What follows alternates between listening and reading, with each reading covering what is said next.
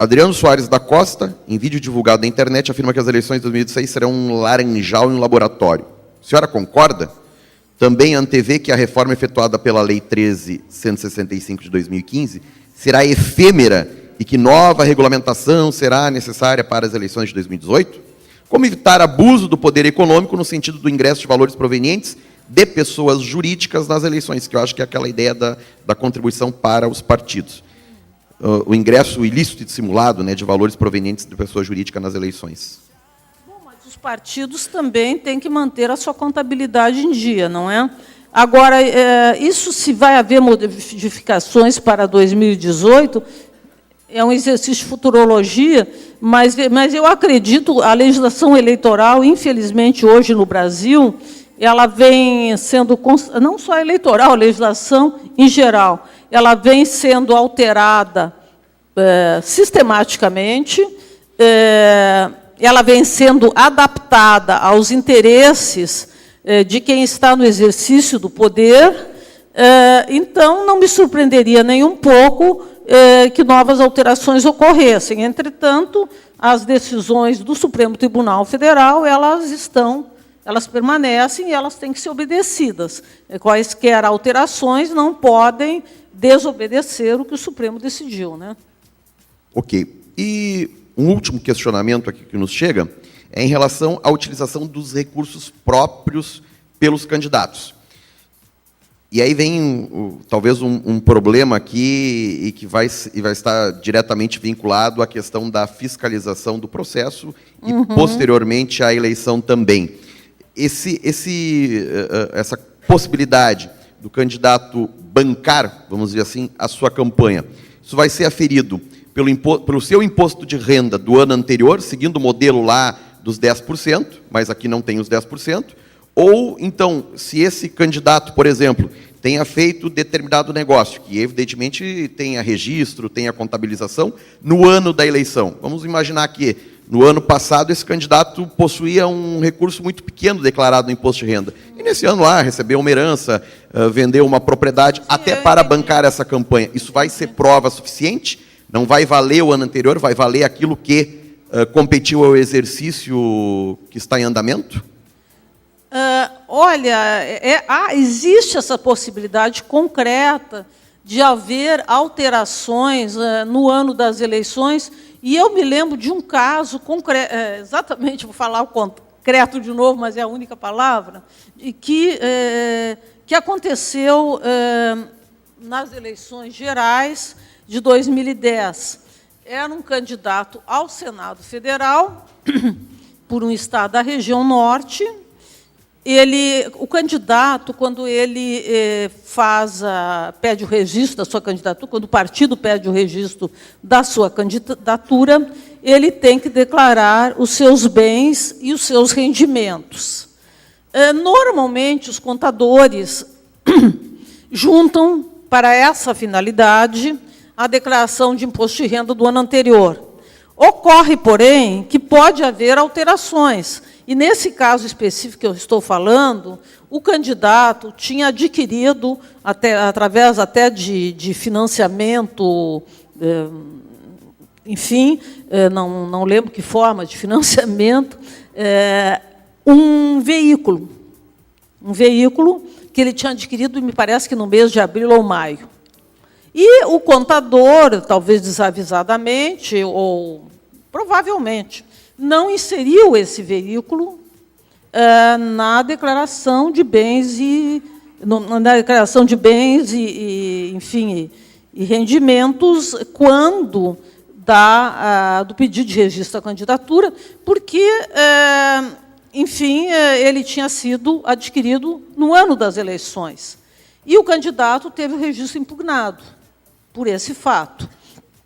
E ele, me lembro que, na época, ele me procurou, e eu disse, olha, eu acredito que o senhor deva contratar um advogado para fazer sustentação oral no Tribunal Superior Eleitoral e explicar essa situação, que esse bem efetivamente tinha sido adquirido, até inclusive um bem financiado e tal, e que não constou na sua declaração, porque simplesmente ele não existia. Isso pode acontecer, não é? E isso em si não é um ilícito. Não é um ilícito. E outra coisa, na verdade, às vezes as pessoas, na própria declaração de bens e rendimentos, esquecem de inserir alguma coisa. Então, eu acho que tudo vai depender do caso concreto, da situação concreta e da boa-fé do candidato. E aí eu até discordo parcialmente de que o contador, de alguma maneira, possa ser responsabilizado por esses erros, a não ser quando ele diretamente deu causa. Mas, se não deu, ele não houve má-fé, não houve dolo, nem genérico na sua conduta, né? Se na verdade, o candidato, de alguma maneira, deixou de declarar bens ou declarou bens que não tinha para aumentar o valor, a menos que ele seja mancomunado com o contador não tem como ser responsabilizado, porque esses atos eles exigem pelo menos dolo genérico. Mas pode acontecer uma situação desse tipo. Esse teste laboratório, na verdade, vai nos colocar em algumas situações de realmente teste, né? De testar algumas situações. Mas, por exemplo, essa possibilidade do candidato em, de certa forma, obedecido os limites, evidentemente, financiar a sua campanha, o candidato, durante a campanha, vai a uma agência bancária, faz um empréstimo lá de 50 mil reais, utiliza esses recursos da sua campanha, e ele pode. Evidentemente vai comprovar que eu fiz um empréstimo com o vizinho. Não, eu fiz um empréstimo bancário, está lá registrado, há uma documentação sobre isso, não vai haver nenhuma ilegalidade nesse sentido. Não, porque há previsão legal, inclusive, nesse sentido, não é? A única coisa, a única condição é que seja um órgão oficial reconhecido pelo Banco Central, evidentemente, para que se não declare empréstimos fictícios, né, que não ocorreram, né? Então, o órgão tem que ser reconhecido pelo Banco Central. Eu disse que era a última pergunta, mas surgiram mais duas aqui nesse tempo, e nós temos 5 minutos ainda. Então, eu vou fazer as duas perguntas, até porque elas se complementam, na mesma. Primeiro é uma que se repete aí, de certa forma, do questionamento que foi feito ao Dr. Appel. O Tribunal Superior Eleitoral alterou a resolução de prestação de contas este ano, dizendo que a advocacia contenciosa não entra no limite de campanha. Como poderá ser feito este pagamento? Por qualquer pessoa ou empresa, já que não será gasto eleitoral?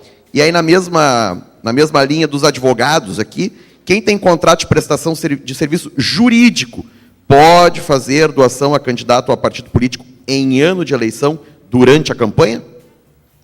Bom, a primeira, o que entra na prestação de contas são os serviços de advogados prestados durante o período eleitoral, né, durante a campanha e durante o período eleitoral.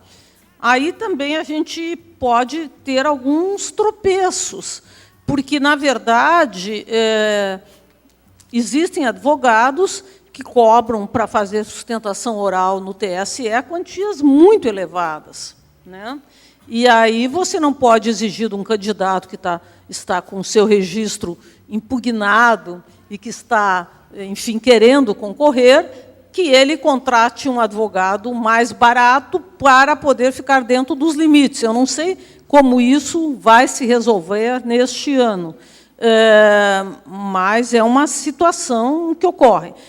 Também quero lembrar que como nós estávamos até conversando ontem, doutor Décio e eu, como o tempo de campanha ficou muito reduzido, eu acho que vai haver uma tendência a que candidatos com registro impugnado sejam substituídos, porque a Justiça Eleitoral, apesar de, no período eleitoral, funcionar ininterruptamente, e recentemente o TSE até reafirmou isso, mesmo em face do novo Código de Processo Civil, mas, ainda assim, com período de campanha muito curto, às vezes, para o partido pode ser mais interessante substituir o candidato, não é, do que ficar discutindo enquanto corre o período de campanha. A segunda pergunta, olha, eu acho que eu não sei responder. Realmente não sei se você sabe. Mas não entraria, talvez, na mesma situação dos cargos comissionados? Ele, como pessoa física, fazer essa contribuição? Eu acho que, em princípio, dentro como pessoa física, a pessoa física, os impedimentos são aqueles que estão em lei. Não tem mais nenhum. Então, acredito que sim. E principalmente, assim, se ele não é sequer advogado eleitoral do candidato, não há problema nenhum. Não é, me parece que não, desde que ele comprove a origem desses, a origem dessa doação, e é exatamente o que você lembrou e que eu tinha esquecido de falar, a capacidade de doar esse montante, que é exigido de toda pessoa física, inclusive quando ela contrai empréstimos, que esse empréstimo esteja dentro da sua capacidade econômica, para evitar justamente que se fraude, né, a transparência, que se fraude, enfim, se dificulte a fiscalização. Então, acho que segue pelo mesmo caminho, né, que seria o caminho da comprovação da capacidade econômica. Mas isso vale para qualquer pessoa física. Direito eleitoral é uma coisa que está em constante mutação. Então, muitas coisas se alteraram de 2013 para cá, e muitas coisas vão se alterar certamente no curso dessa eleição. Eu acho que é preciso ter sempre presente que os tribunais eleitorais eles têm uma rotatividade bastante grande, e que, com exceção, talvez, dos ministros e desembargadores nos tribunais regionais, que são oriundos da OAB, os demais, normalmente, ficam 2 anos. Então, isso faz com que, concretamente, não se possa fazer uma previsão clara. Durante todos os períodos que eu trabalhei como procuradora eleitoral, eu vi legislações assim serem interpretadas de um dia para outro de maneira diametralmente oposta, bastando para isso que mudasse um ministro. Não é? Então, tudo que eu acho que se fala aqui, estamos falando no aqui e agora. A única coisa que na justiça eleitoral é permanente e fixa são os servidores. E, como tanto os desembargadores a nível estadual, quanto os ministros no TSE, eles mudam constantemente, isso faz com que não se possa fazer previsões. Isso vocês têm que ter bem claro também, porque muita coisa do que nós estamos falando aqui pode ser diferente. Doutora Sandra Curro, em nome do escritório Décio e Tiberê Advogados Associados, agradecemos imensamente a sua participação e só podemos lhe aplaudir e lhe agradecer. Muito obrigado.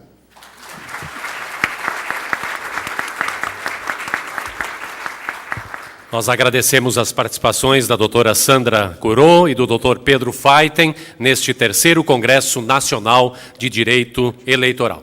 Nós faremos agora um rápido intervalo de 15 minutos para o coffee break, que está servido no foyer do 1º andar aqui do hotel. E retornaremos com a sequência dos trabalhos com o tema Direito Penal Eleitoral, Compliance de Partidos Políticos.